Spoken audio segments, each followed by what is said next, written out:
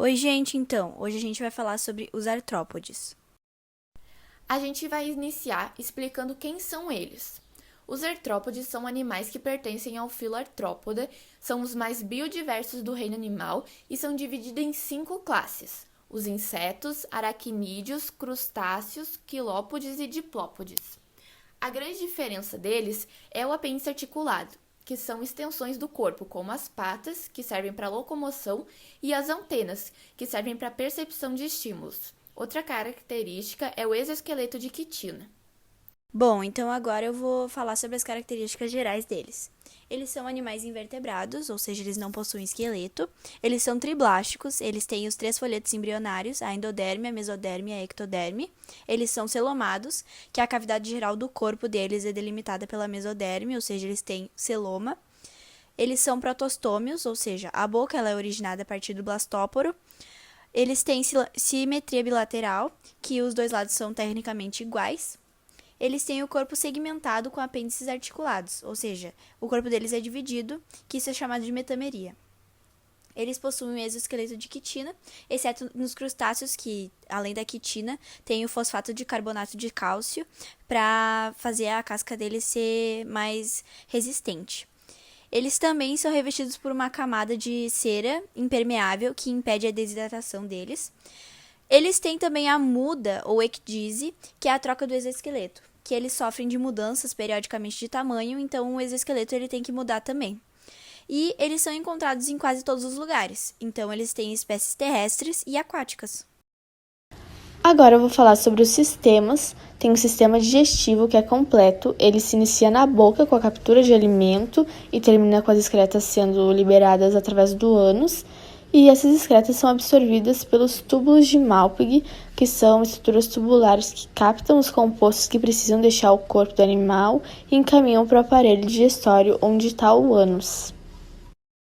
Os artrópodes no sistema circulatório apresentam circulação aberta, onde o sangue, que é chamado de hemolinfa, não circula dentro dos vasos sanguíneos, já que circula em espaço do corpo do animal mesmo. E esse sangue não transporta oxigênio ou gases, mas ele apresenta nutrientes e acaba não tendo a presença de hemoglobina. E por último, o sistema respiratório, que vai depender da classe do artrópode. Nos crustáceos, a respiração é branquial. Ela é através de projeções, chamadas de brânquias, onde o oxigênio presente na água é capturado.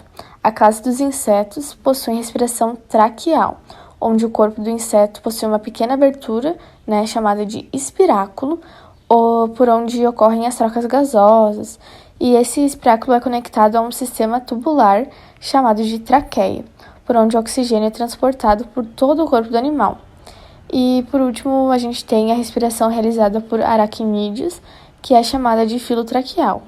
Ela é realizada por uma espécie de pulmão primitivo presente dentro de câmaras que armazenam o ar absorvido por poros presentes nas camadas externas do animal. Bom, agora eu vou falar sobre a classificação dos artrópodes. A primeira classe que eu vou falar é a classe insecta, que pode possuir asas, 1, 2 ou 3 pares. O aparelho bucal dessa classe é variado, porque ele é adaptado para cada tipo de alimentação, como os aparelhos bucais sugadores, os mastigadores e os lambedores.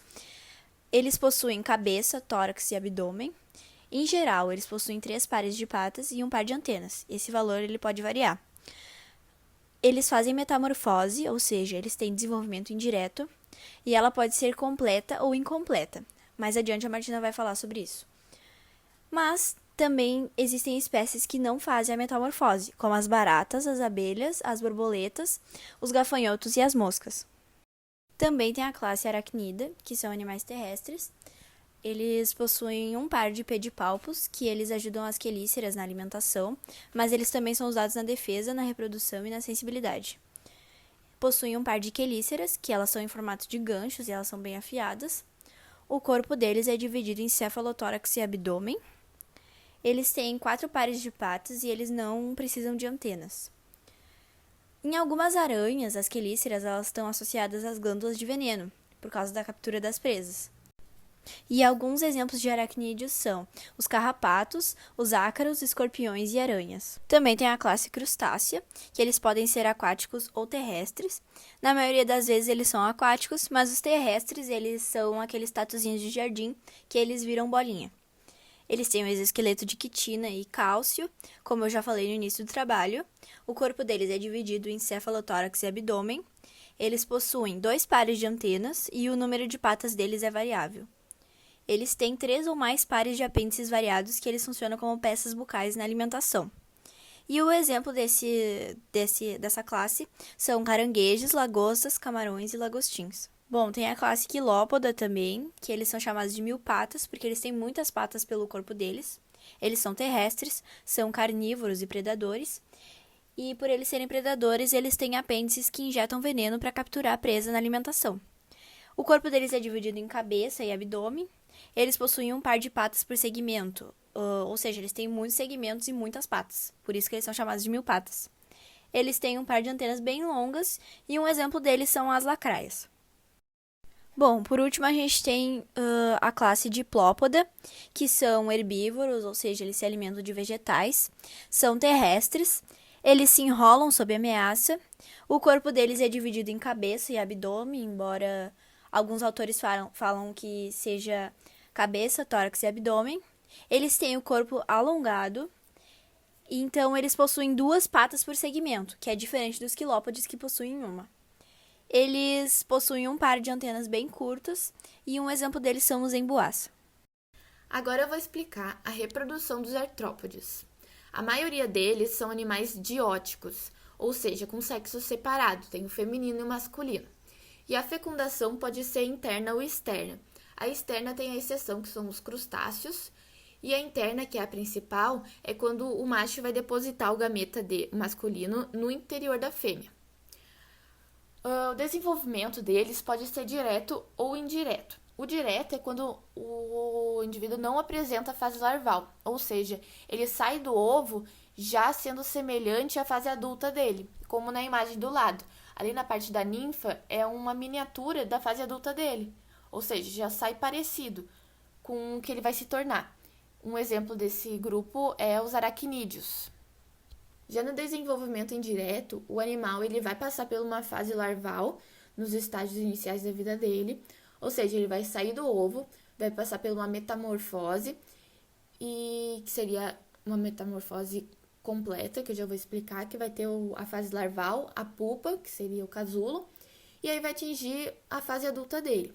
A metamorfose, são as mudanças que acontecem na estrutura do corpo dele durante o desenvolvimento. Ela pode ser completa, que é quando ele vai passar pela fase larval, de pupa e de adulto, como nessa imagem do lado. E exemplos desses animais que passam por ela são as borboletas e as moscas. A incompleta é quando não tem essa fase larval ou de pupa, que é como o desenvolvimento direto, que ele já sai do ovo parecido com o que ele vai se tornar, como os gafanhotos e as baratas. No slide do lado, eu botei uma metamorfose completa, que é da borboleta, que ali ela tá na fase inicial, saindo do ovo, e ela faz a pupa e aí vira uma borboleta adulta. Agora eu vou falar algumas curiosidades dos artrópodes, que são considerados os animais mais bem-sucedidos do planeta, já que vivem na terra, em montanhas, no mar e no ar, e estão presentes em todos os continentes do mundo e ajudam a decompor matéria orgânica, arear a terra, mas também podem trazer doenças consigo, como a dengue e a malária. Os artrópodes foram o primeiro grupo de invertebrados que puderam viver completamente independentes da água. Um dos principais motivos foi o surgimento de um exoesqueleto que impede a perda de água excessiva pelo corpo. As formigas podem carregar até 100 vezes mais o seu peso e caminhar em torno de 1.700 km para o tamanho de um humano por dia. Ela pode andar com uma velocidade de 42 metros por hora. As lesmas possuem dentes.